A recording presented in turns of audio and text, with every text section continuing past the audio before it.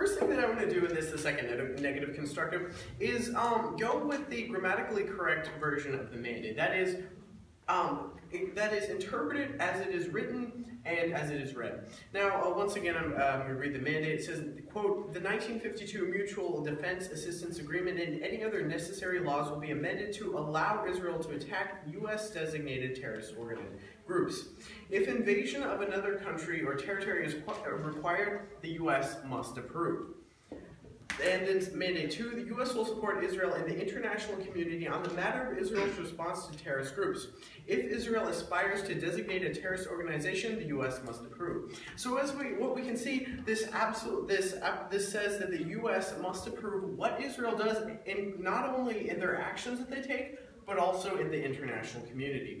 Now, why this is extremely important is because counterterrorism is defined by the affirmative team, was in fact defined as whatever action you take against a terrorist to stop them. In fact, they brought that up in cross-ex several times, that in fact it's any action. So therefore, as provided by the affirmative team is allowing any action, which could be, as stated in their mandates, invading, could be attacking, is allowed based under this. Now, that is one interpretation of the mandate. The other interpretation of the mandate provided during cross-ex with the affirmative team is, which the affirmative team is asserting, is that in fact Israel can only do what we let them do. Now, I ask, how is this different than the current system? Which, that's my first point, an inherency point. If in the current system, Israel obviously can act against terrorist organizations, as shown by my partner and by the affirmative team. They've said that Israel's attacked them in the past. So if in fact the mandate is interpreted as the affirmative team is stating that there is no reason to pass their plan, because their plan is in fact already inherent, because Israel does things if we let them with the weapons that they have. So if we go with the affirmative team's definition, the affirmative team's interpretation of the mandates, then in fact a negative ballot is warranted. And again, if we go with the negative team's interpretation and grammatically correct interpretation, then in fact a negative ballot is also warranted. And that's what I want to get into in the bulk of my speech, and that is prelude to conflict. Prelude to conflict. As we know, in World War I, what led to World War I was in fact countries making defense pacts with each other, and then ultimately one little conflict setting off a huge chain reaction which led to millions of deaths and ultimately billions of dollars in obviously weapons and other damages.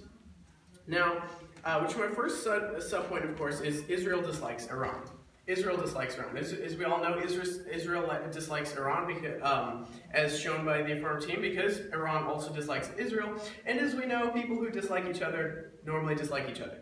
Alright, so then the second subpoint that is basically that Iran is classified as a terrorist state. Iran is classified as a terrorist state. It's brought up by my partner during cross-ex. In fact, Iran is classified as a terrorist state, meaning that under the affirmative team's mandate and under the interpretation, in fact, Israel can take counterterrorism action, which is defined, means pretty much anything, against them. Now, why this is important is into the next link, because we're currently in nuclear talks.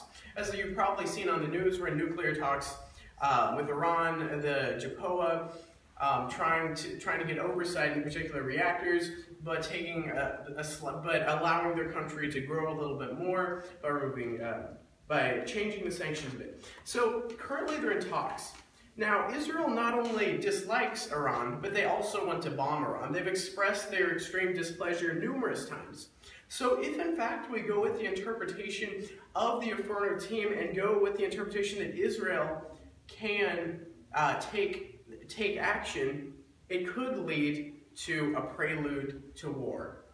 Based on the fact that also Russia is involved with Iran, and Russia supports Iran and likes Iran. So therefore, if we go with the affirmative team's mandate that we have to support them, then in fact the U.S. will be supporting Israel attacking another country, which will in fact be taking another country and will be effectively making these pacts which can be set off extremely easily. And as I'm sure we all know, Iran is not going to respond well to being attacked or invaded.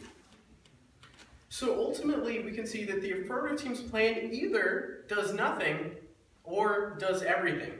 And as we can see, doing nothing, a plan that does nothing does not require a ballot. And I believe a plan that leads to war, in my opinion, should is even less of a good idea for a ballot. So it is because, in fact, that one, the affirmative team does either nothing or they kill tons of innocent civilians, and the ultimate impact of this argument is that the affirmative team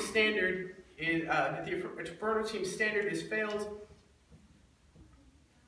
and ultimately nuclear war is possible. So it is to protect innocent human life that the negative team strongly encourages a negative ballot. Thank you.